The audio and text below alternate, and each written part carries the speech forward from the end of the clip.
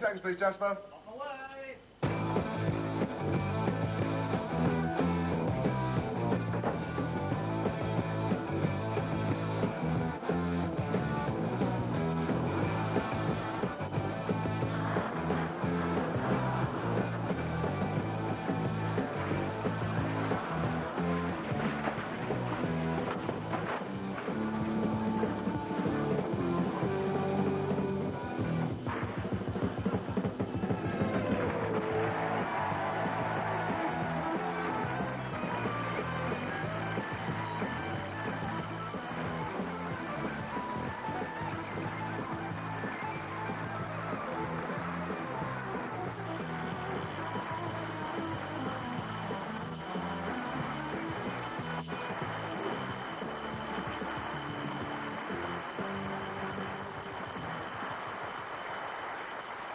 Thank you very much. You're very kind. Ah, what a week we've had here.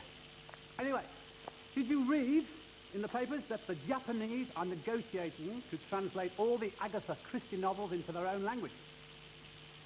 What a waste of time. The Japanese read back to front by the time they've read them. Let me finish the gag, you know. For those of you at home, by the time they've read...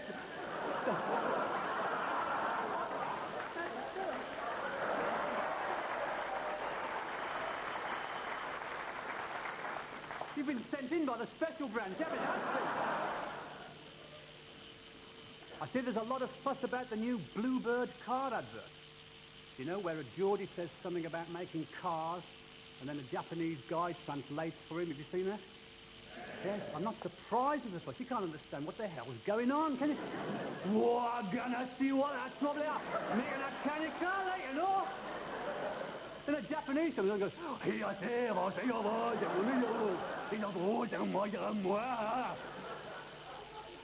of advert is that? Japanese sense of humour, I suppose. I wonder if they've got one. I asked that because I was in Los Angeles once working a comedy club, which is quite true. And the audience consisted solely of 35 Japanese tourists. No one else. I thought, what the hell can I do? So quick as a flash, I went into my Japanese kamikaze pilot routine. Yes, come here. You know when you're a kamikaze pilot, you know, and you're on a mission, you know what I mean? And you've got the plane lined up on the battleship, and you're just about to hit the plane, and the bandana slips over your eyes. Always happens that you miss the plane, and you feel a right pyrrhic. And then you've got to go home, and your dad opens the door, and he says, what the hell are you doing home alive? So what have you got to do? You've got to go and commit harikiri. Haven't you? Always the same, isn't it? And can you find the knife? Who hides the knife all the time? It's always the same. And you plunge the knife into your stomach, you get it up the hill, the blood starts pouring out. Doesn't the phone always ring? Not a titter. Not a titter. Not all foreigners are difficult to make laugh. The people in Belgium laugh a lot. They laugh when you tell them a joke. They laugh again when you explain it. And 2 days later, they laugh again when they understand it. Belgium, interesting country. It's divided into two halves, the Flems and the Walloons. Whichever one you are, you still sound like something brought up after a curry.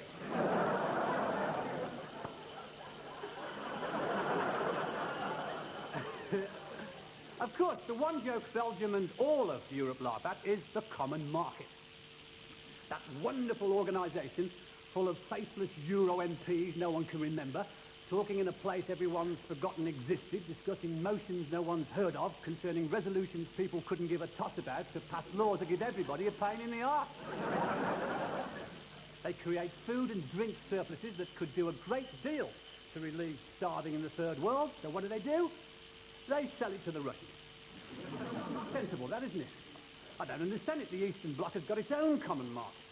It's called Comicon. How they don't have massive food surpluses, I don't know. I mean, they have surpluses. They have things like a left shoe mountain.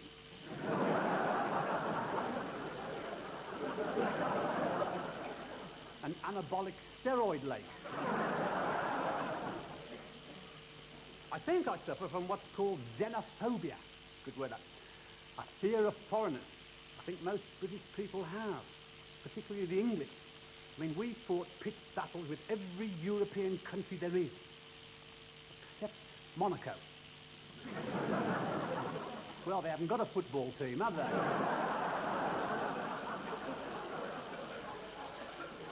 What do foreigners think of us? What do you think? Not a lot, is it? But we're interesting. That's what gets foreigners. We're interesting. I mean, the whole of Europe is fascinated with the royal family, the French in particular.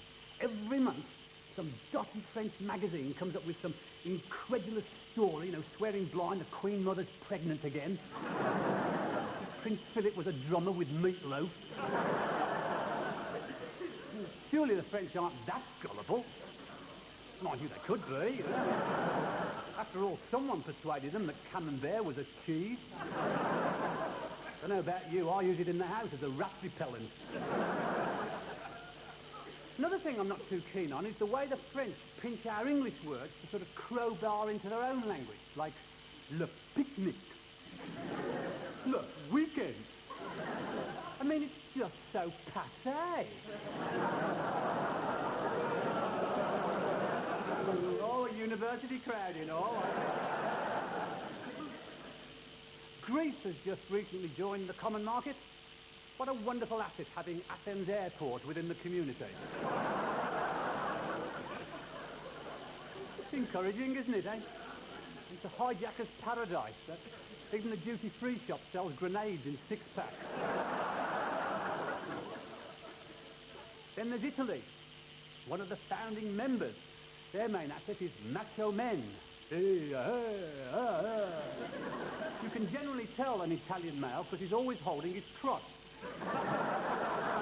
He holds it in the discotheque, when he's shopping, holds it when he's serving the spaghetti. You know why they do that? It's because they spend so much time scrunched up in those little Fiats.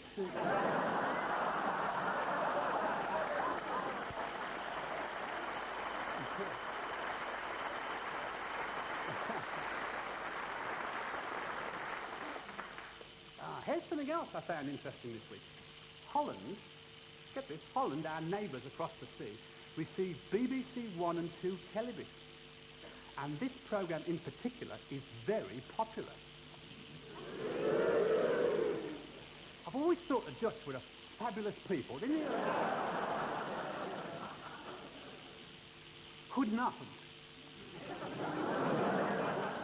That's Dutch for good evening. The Britten belaten 58 pound per paar voor onze tv. Bedragen van jullie zijn beter. You want to know what I've just said, don't you?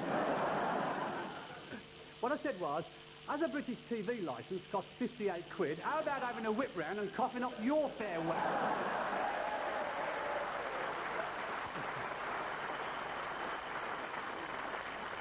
Hello. I want to ask you for your help. I'm appealing tonight on behalf of a group of people who aren't like you and me. They don't lead a normal life as we know it. They're completely cut off from the rest of society. Can you imagine what it must be like to have no comprehension of how the rest of us feel? Yes, I'm talking about sad cases. Very sad cases. Many of these people are elderly men in the twilight of their lives, who spend their days sitting alone on some city bench, largely ignored by the rest of society. Then suddenly, without warning, they start speaking in a strange, irrational mixture of long and short sentences. Some so short as to be completely incomprehensible. But they need your help. So send your donation to me, Susanna York, care of the BBC, marking your envelope, Judges Street.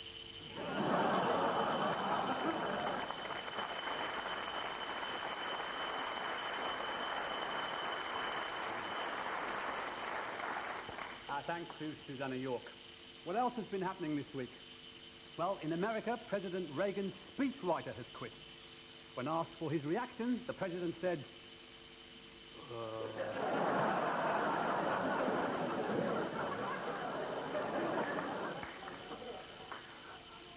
A drug dealer was jailed after he admitted making chocolate bars out of cannabis resin. He said he wanted to produce a special medicated bar for people with acne. It still gives you spots, but you just don't give a damn. And one famous show business personality was in the news this week for being a bit of a naughty boy.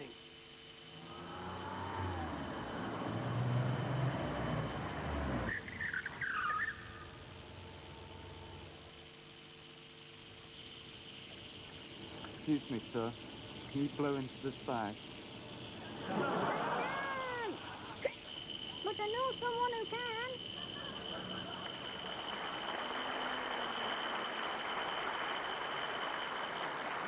Here we go.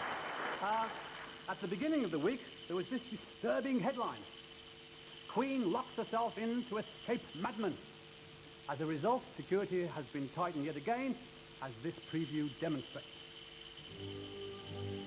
The clampdown on royal security has begun to take effect. For a start, there's a new look to Buckingham Palace. And there's no point in trying to sneak over the back wall. All aspects of royal life have been affected. Here we see Princess Diana off on one of her regular shopping trips to Harrow. Meanwhile, Prince William makes his daily morning trip to school. At Sandringham, a press photographer meets one of the replacements for the Queen's corgis. The Queen is subject to stricter security at all times, as we can see here as she meets the teams before the FA Cup final.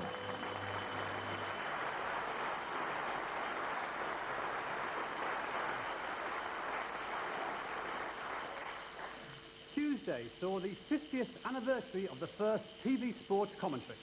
Here to pay tribute to the men behind the voices are Steve and Hugh.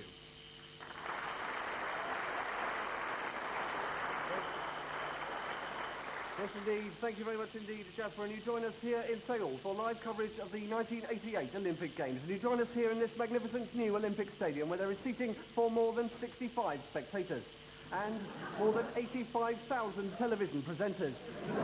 And here alongside me in these boxes, I can hear TV men from all four corners of the globe. Aye, español, Seoul. Bonjour et bienvenue à Seoul. Hello, Moscow. No one has yet seen through my brilliant disguise. I'm in a booth next to a very strange Englishman. And here I am down the track where one man's broken record is another man's broken dream, is another man's broken leg. 400 metres of an 8-lane hell, that's just over 400 yards for those of you watching in black and white. And up above me now, yes, up above me now, I can see the flag, the great Olympic flag, fluttering there. Fluttering like a great white, flat, wingless bird tied to a pole. And on it, of course, the 5 Olympic rings, the 5 endless rings symbolising the 5 endless weeks of television coverage. Well, of course, many of you remember that the last 2 Olympics in Los Angeles and in Moscow were greatly spoilt by the absence of many nations for political reasons. I'm sorry to tell you that many more nations are absent here in Seoul, some for political reasons, most simply because they didn't have the first idea where it was. But never mind, that's not going to spoil the splendour and magnificence of this opening ceremony, this magnificent parade of nations, because here they come now out onto the track in alphabetical order. It's Abyssinia, Zambia. Oh, and here comes the torch, This man left Athens over 5 months ago. Went back half an hour later when he realised he'd set off far too early. He came here this morning by aeroplane. Yes, indeed. Now, of course, the absence of so many competitors here is probably going to affect these games. We haven't, in fact, got enough of them to go round, so some of the events here are actually going to have to be telescoped together. We're hoping to bring you live coverage of teams of tag wrestlers pole vaulting simultaneously into the swimming pool. We've got equestrian basketball coming up for you, and in fact, I've just heard there have already been several fatalities in the 100 metres javelin relay. Let's hope that's not going to spoil things too much, because down the track, that rubber spoke Angelo track means that this Olympic 1500 metre semi-final is underway. 15 athletes, only one of them can win. Come to that, only one can come 15th. What a bloody stupid thing to say, but never mind. What do you make of this, David? Oh, my goodness me. And what an incredible season it's been for this East German. Hard to believe this man has already won difficult heats in the 100 and 200 metre hurdles. And now it's over to Ron Pickering in the swimming pool. In just a moment, David. As they come off the first bend, Olivia de Daniels, this big American, born in Newark. He's a third-year student at Princeton University. He's studying economic history, astrophysics, and running very fast. He traces out the view. He was running him down the inside of the plane on the way here. And what a magnificent run from him. While I've been telling you all that useless information, he's dropped back into 8th place. So now it looks like there is British interest in this race. There is British interest because this is Britain's Ian Johnson. And what a marvellous run from him. Up he goes there, powering his way up through the field. Up he goes from 14th to 13th place. What a marvellous piece of running. This man doesn't know his arse from his elbow. And if he did, he certainly wouldn't be wiping that piece of Andrex up and down his forearm. But a great performance from him. He could be hoping for a new British and European record. And what do you make of it, David? Oh, my goodness me. And what an incredible season it's been for this Cuban. Hard to believe this man has already won difficult heats in the 100, 200, 400 and 600 metre hurdles. And now it's over to Ron Pickering in this swimming pool. It's just a moment, David. Since they come to the bend, it looks like it's still Daniels. Then it looks like Archimedes, this big, huge, ginormous Brazilian who runs like a panther. And if he could only learn to use just 2 legs, he'd be absolutely unbeatable. Then it looks like because he's from Scotland, and then it's Britain's Ian Johnson, Johnson for Britain, and he's taken the lead. Johnson for Britain has taken the lead, and this man likes to lead from the front. What a marvellous piece of running. Could be for a new British, European, Commonwealth, Olympic and world record. And what do you make of it, David? Oh, my goodness me. And what an incredible season it's been for this Czechoslovakian. Hard to believe this man has already won difficult heats in the 100, 200, 400, 600, 1,000, 3,000 and 5,000 metre hurdles. And now it's over to Ron Pickering in this swimming pool. It is a moment, David, because as they go on to the bed, it looks like it's still Daniels, another big, huge, completely gargantuan American. He was born in Newark, he's a surgery student at Princeton University, studying economic astrophysics. He's got a small mole, his left buttock, he has an essay due in at 9 o'clock tomorrow morning. What a completely irrelevant load of rubbish. And then it's Britain's Ian Johnson, and what a marvellous run from him. He could be named for New South East London Counties, English, British, European, Commonwealth, World, Olympic, Solar System, and Universal record. And what do you make of it, David? Oh, my goodness me. Incredible season it's been for this Lithuanian. Hard to believe this man has already won difficult heats in the 100, 200, 400, 600, 1,000, 3,000, 5,000, 10,000, 20,000, 30,000 metre hurdles, and the marathon. And now it's definitely over to Ron Pickering in the swimming pool.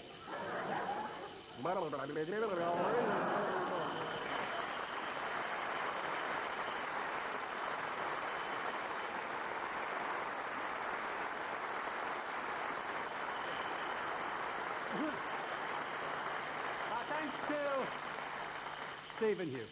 Still in the world of sport, the great plastic pitch debate continues. Basically, it comes down to a question of getting your priorities right.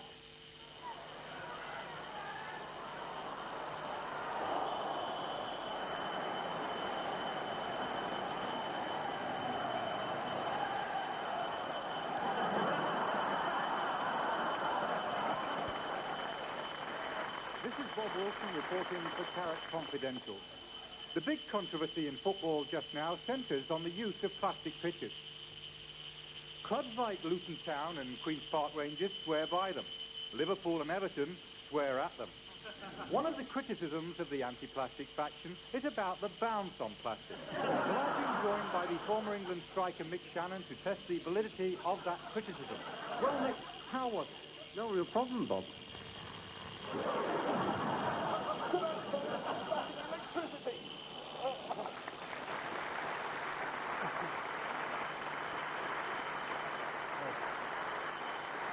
Thank you very much. Our thanks to Bob Wilson and Mick Shannon. It's now time for our musical interlude, and will you please welcome back to the show our resident American Loudon Wainwright III. Thank you. Thanks. Well, we're going to try something really fun tonight that we rehearsed a little bit before the show, right? Right, gang? Yeah. This is going to be great. This is an audience participation song. It's called Unrequited to the Nth Degree, and there's a little section in it where you repeat after me, and you people at home and in Holland join in. Won't you just follow the bouncing ball? Now, here we go.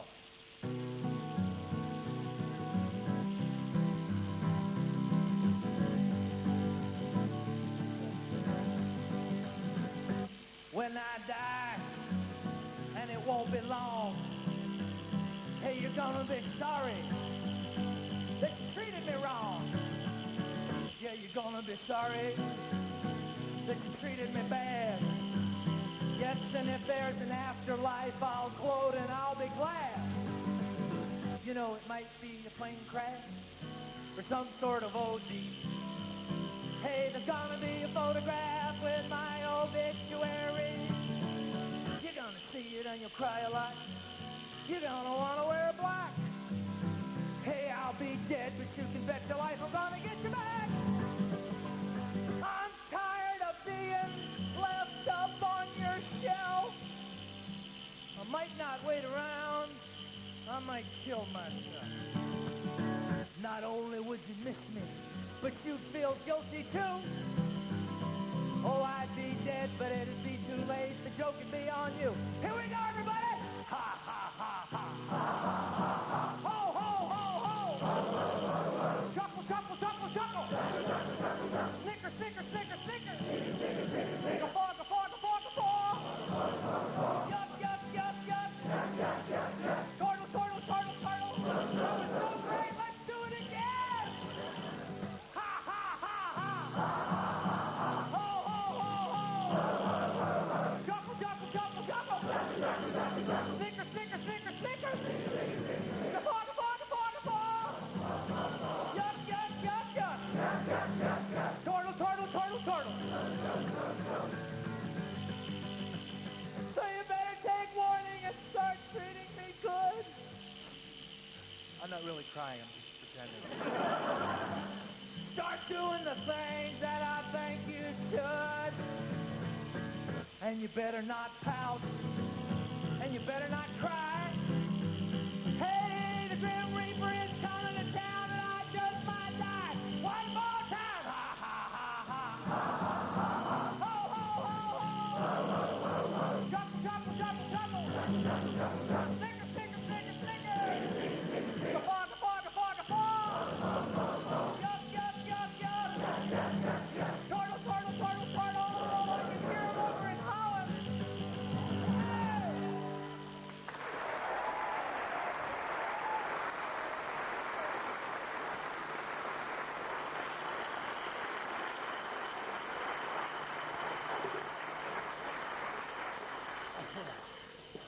Hey!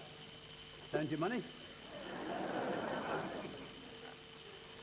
There was a report last week that said 7 million people in this country were illiterate. Did you read that?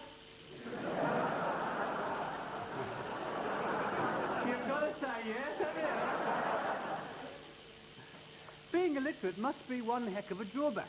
It didn't matter years ago because you didn't have to read the news. There were people called town criers going round, ringing bells and reading it out. Even in those days, you had the equivalent of the quality and tabloid press. One crier went round shouting, oh yay, standard share index up 2 points. While the other bloke went round topless bawling out bingo numbers.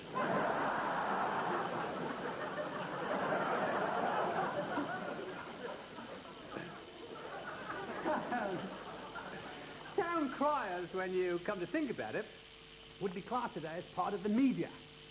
Media, a nebulous word. It's like when people say, I blame the media. It's one of those irritating 80s words, you know, that everyone knows and uses but doesn't fully comprehend. It's a bit like job. But what can you blame the media for? A lowering of standards?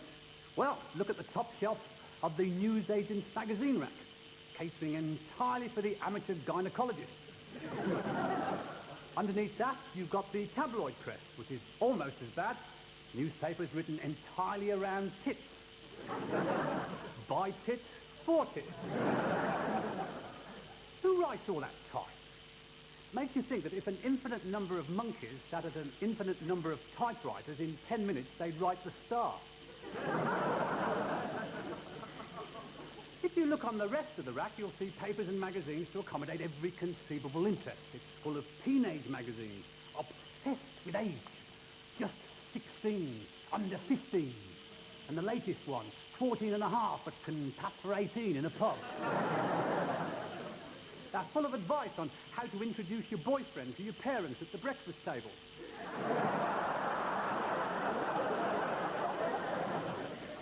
And 20 things you didn't know about a vasectomy. The media also includes, of course, radio. It plays a large part in our lives, and Radio presenters frequently become more celebrated than the people whose records they present. A lot of DJs started in hospital radio as anaesthetists. You have to be careful what records you play in hospital. There's nothing worse than lying there, you know, morning of your operation, and the radio's playing Knocking on Heaven's Door. One hospital disc jockey I knew had a warped sense of humour. He used to start the show every day with the Bee Gees singing Staying Alive. I like that. Mind you, there's not many DJs that don't make you ill. I've come to the conclusion that on pop radio, AM means absolute moron. I can't even begin to tell you what FM means.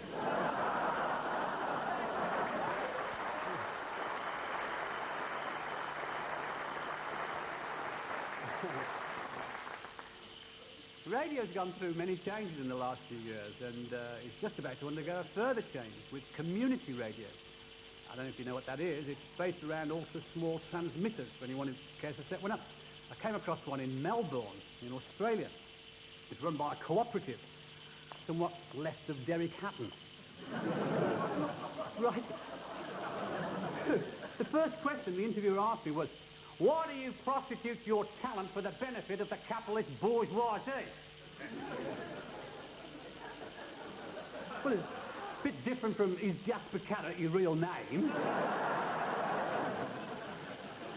I said something politically profound like, well, it wouldn't do if we were all the same, would it? I don't know if it'll get like that here, but I'm all for it. I've been a fan of local radio for years. I don't know if you remember me talking about a guy called Tony Butler many years ago. I don't know if anybody's familiar with that. He was this wonderful sports presenter on BRMB, which is Birmingham's local commercial station. And he was famed for his notorious phoning programs after local football matches. And Tony had this very strong Birmingham accent. You know, right, this is Tony Butler. Get on the lines now, and remember, no swearing, all right? And he had these thousands of Neanderthals that used to phone in, you know. Hello, Tone. What about the Albion, eh? Yeah, what about him? Thanks, Tone.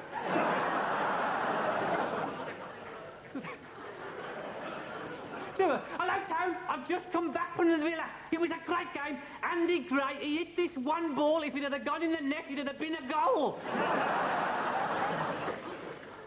And they were classics. Like, the best one of all, this is a really true story. I was driving home after a football match, and I was listening to Tony. And he has these wonderful competitions, you know, that people phone in and try and get the answer. This is for real. The competition this week was, who was born in 1936? That was the question. For hours they were phoning, Bobby Charlton? No. Line 3, Brian. Ron Atkinson? No. Mary, line 4. Luo? No. Mary Tyler Moore? No. Ella Fitzgerald? No. Hours it went on. I mean, like, it was ridiculous. And eventually this bloke phoned in, and Tony said, right, oh, it's Graham, line 4. What's the answer, Graham? He said, 1946 Town.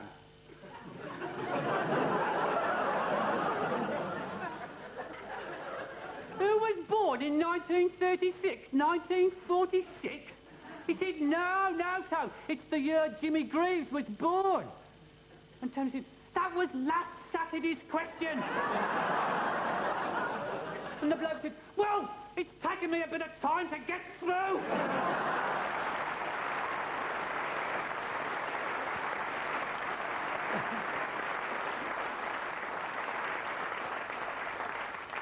Sadly, Tony is no longer with BRMB, but American.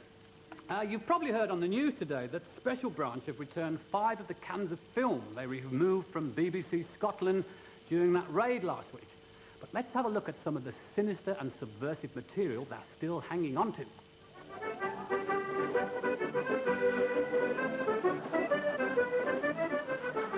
Now, they look like dangerous subversives. Here we see a piece of top-secret communications equipment and its revolutionary semaphore signalling system. Here we see the launch of the new Scottish missile. And the new Scot satellite is launched into orbit, McZircon. Scotland has always been a hotbed of subversive activity. For those traitors who are caught, consequences are severe. Here we see Princess Margaret about to inflict the traditional punishment for subversion.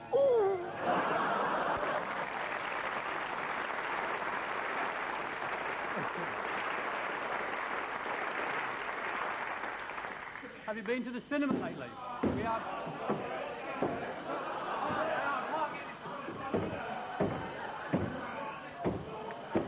What the hell's going on here? Just open the door and you go. I've got this one all week. What's going on? Jasper Carrott, What have I done this time? your programme is in contravention of the Official Secrets Act. And I must ask you to stop at once and hand over the videotape. There is no videotape. It's a live show. It goes live to air down there. The only people who record it are the people who've gone out to the booze and they've got it on their home videos. Have you got a list of their addresses, Mr. Carrott?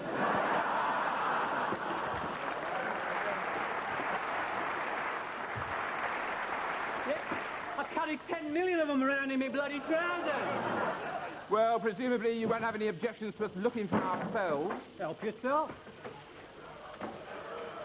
Look, if you've just come back from the boozer and you're watching this on your video recorder, there could be a knock on your door in the next few minutes. Now, don't do what you normally do and try and flush the evidence down the bog. You carry on searching, lads. I'm going upstairs to sort out the producer. Excuse me, sir. What could this be? Ah, that's me lunch. Oh, well, I'll forensic sort this one out.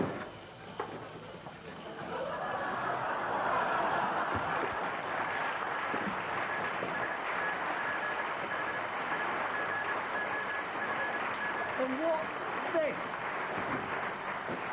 Oh, that's a mole. Oh, we've been looking for those. We've been looking in Cheltenham for those. Oh, that's amazing. I didn't know it looked like this. I'm stopping this programme right now. Well, we're very sorry for the loss of the programme. We are, of course, doing our very best to get it back. Ah, I wonder if this could be the zircon. No, Sarge. That's a pencil sharp.